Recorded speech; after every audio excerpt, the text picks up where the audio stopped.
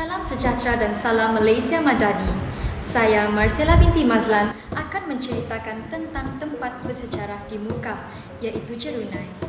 Masyarakat Melanau sinonim dengan sejarah Jerunai, terutama di kampung Telian Mukah, kerana ia melibatkan kisah rakyat, adat dan kepercayaan kaum tersebut. Jika dikaji lebih terperinci, ia merupakan sejarah dan adat pengebumian golongan bangsawan Melanau. Jerunai merupakan lambang bersejarah bagi masyarakat Melanau. Ia dijadikan tempat persemadian golongan bangsawan suatu ketika dahulu. Namun, upacara pengebumian menggunakan Jerunai tidak lagi diamalkan pada masa kini atas faktor peralihan tamadun lebih moden. Jerunai diperbuat daripada kayu berlian bersaiz besar agar tahan lebih lama dan tidak dipengaruhi cuaca sama ada panas maupun hujan dan tahan sehingga ratusan tahun. Dari segi ketinggiannya juga bergantung kepada status dan kekayaan si mati, dan biasanya semakin tinggi status ataupun semakin besar nilai kekayaan si mati dalam masyarakat, maka semakin tinggilah tiang yang dibina untuk si mati. Sementara itu, di bahagian luar tiang Jerunai lazimnya dihiasi ukiran bermotifkan binatang seperti harimau, naga dan sebagainya, bergantung kepada kedudukan atau darjat pemilik. Tugas membentuk dan mengukir tiang Jerunai akan memakan masa yang lama, iaitu berbulan dan bahkan bertahun untuk disiapkan, bergantung kepada ketinggian dan ukiran yang diminta oleh keluarga si mati.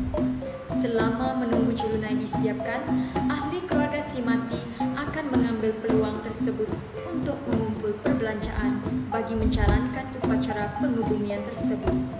Pada masa yang sama, si mati juga akan berada dalam kubur gantung selama tiang Jerunainya siap dibentuk dan diukir.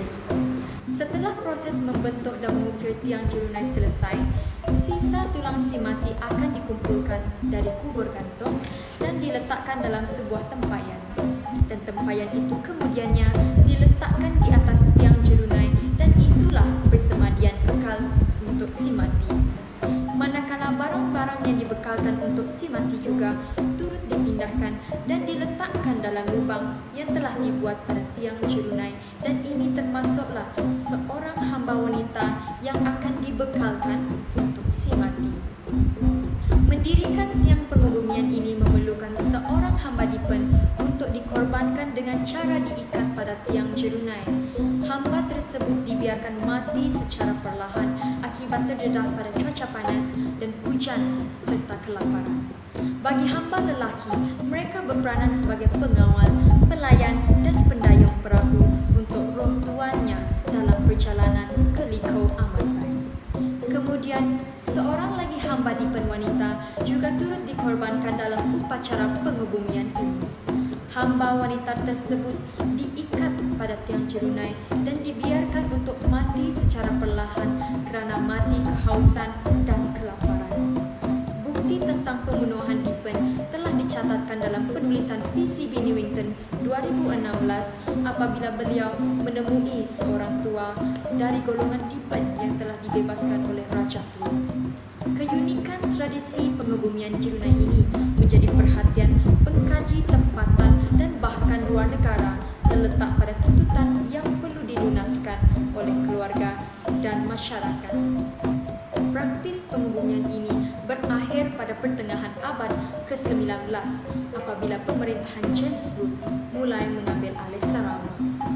Bagi orang barat yang tidak memahami adat dan kepercayaan tradisional Melanau, mereka menganggap bahawa tuntutan membunuh hamba dilihat terlalu kejam. Di samping itu, praktis ini juga berakhir disebabkan oleh pengaruh agama Kristian yang mulai mengalihkan fikiran masyarakat daripada fikiran konservatif ke arah yang lebih moden. Konklusinya, daripada kisah bersejarah seperti Jerunai ini hendaklah dipelihara dan dipulihara agar masyarakat akan datang dapat melihat secara peninggalan nenek moyang mereka. Pak kata pepatah, tidak lekang dek panas, tidak lapuk dek hujan.